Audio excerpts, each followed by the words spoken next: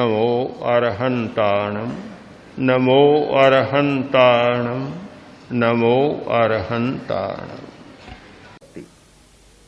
श्वास का हमारे जीवन के साथ संबंध है, हमारी आदतों के साथ संबंध है। श्वास परिवर्तन के साथ सारी बातें जानी जाती है। अभी तक आप लोग केवल श्वास का अनुभव कर रहे हैं कि श्वास आ रहा है, श्वास जा रहा है। जैसे जैसे अभ्यास की पटुता बढ़ेगी, फिर आपको दूसरे अनुभव होंगे कि श्वास के स्पर्श का अनुभव करेंगे। श्वास ठंडा आ रहा है या गर्म आ रहा है, इसका भी अनुभव होगा। श्वास की गंध का अनुभव होगा। श्वास की गंध सदा एक प्रकार की नहीं रहती। कभी श्वास की गंध बहुत मधुर होती है तो कभी श्वास की गंध बहुत ही भर्सनीय और कड़वी होती है। जिस प्रकार का अंतर्भाव हमारा होता है, जिस प्रकार की हमारी लेस्या होती है, हमारी जिस प्रकार की भावधारा होती है, श्वास की गंध बदल जाती है। श्वास की गंध का अनुभव कर आप अपने भीतर में छिपी हुई भावधारा को पहचान सकते हैं।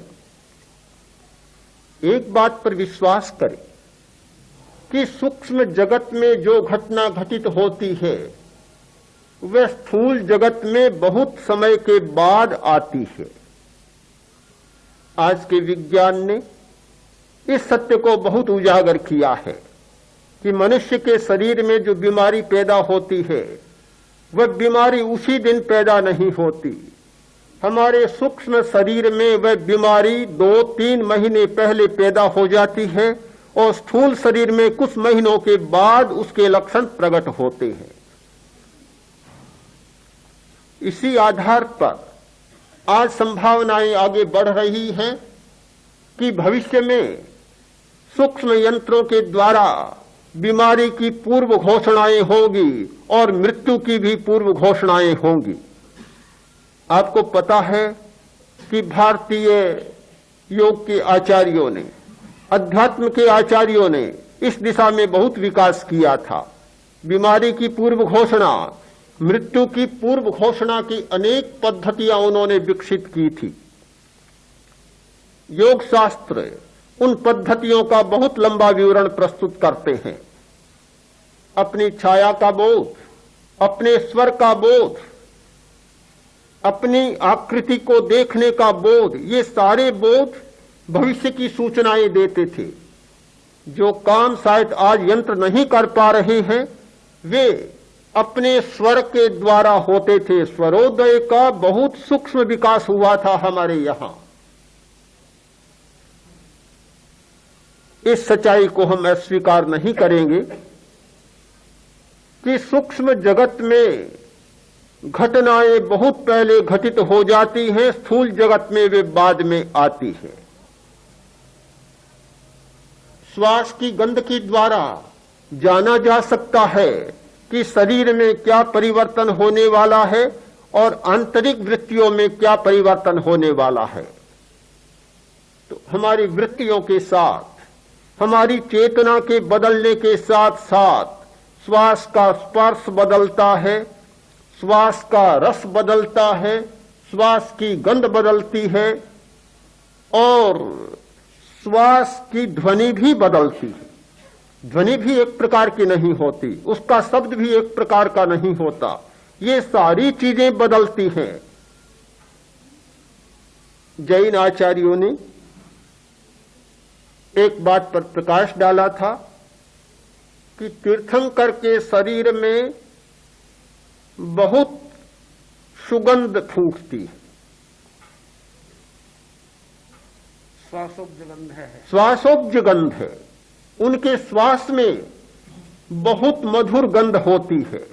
उनके शरीर में से गंध निकलती है और एक लक्षण बन गया था सिद्ध योगी का कि जिसकी साधना सिद्ध हो रही है उसकी गंध को पहचान लो। शरीर में से किस प्रकार की गंध निकल रही है, उसके श्वास में से किस प्रकार की गंध निकल रही है।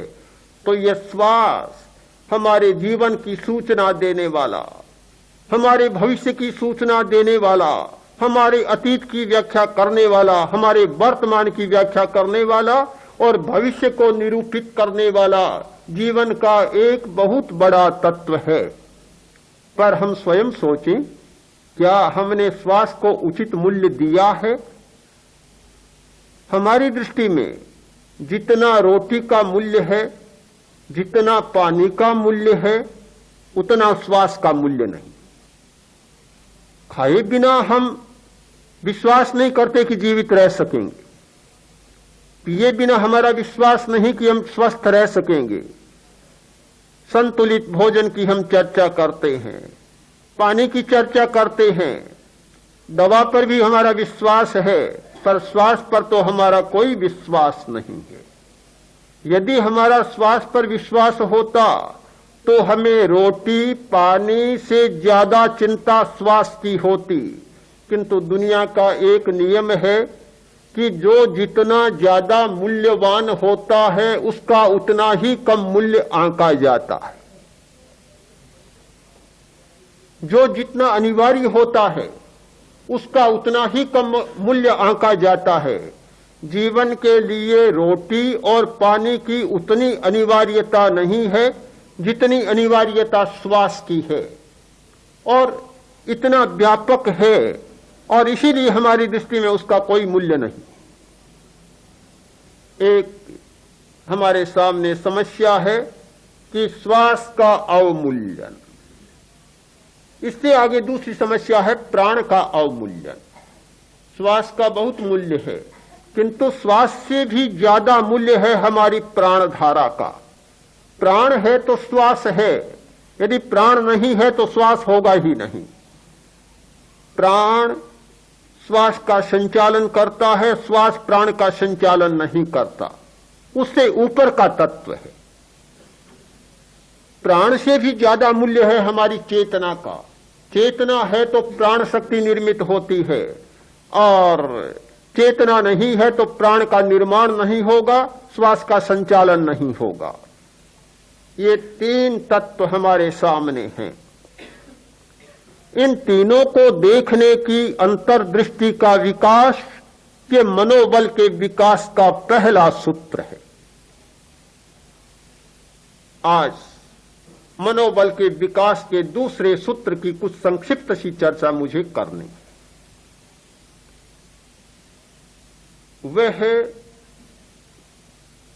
अपने अस्तित्व का बोध।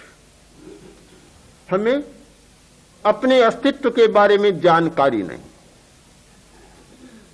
हमें दर्शन की शक्ति प्राप्त है। हम दृष्टा हैं, ज्ञाता हैं, जानते हैं, देखते हैं, पर हमारे सामने दो हैं देखने के विषय, एक कर्म और एक कर्ता। हमारा सब्जेक्टिव माइंड और ऑब्जेक्टिव माइंड। हमारे सामने जितना ऑब्जेक्ट है, जितना कर्म है, जितना विषय है और पदार्थ है, उस पर हमारा दर्शन अटका हुआ है, उलझा हुआ है। बहिर्दर्शन या पदार्थ दर्शन में हमारी दृष्टि प्रतिबद्ध हो गई है। हम देखते हैं दूसरे को, या पदार्थ को या पर को। किसी व्यक्ति को देखते हैं या पदार्थ को देखते हैं।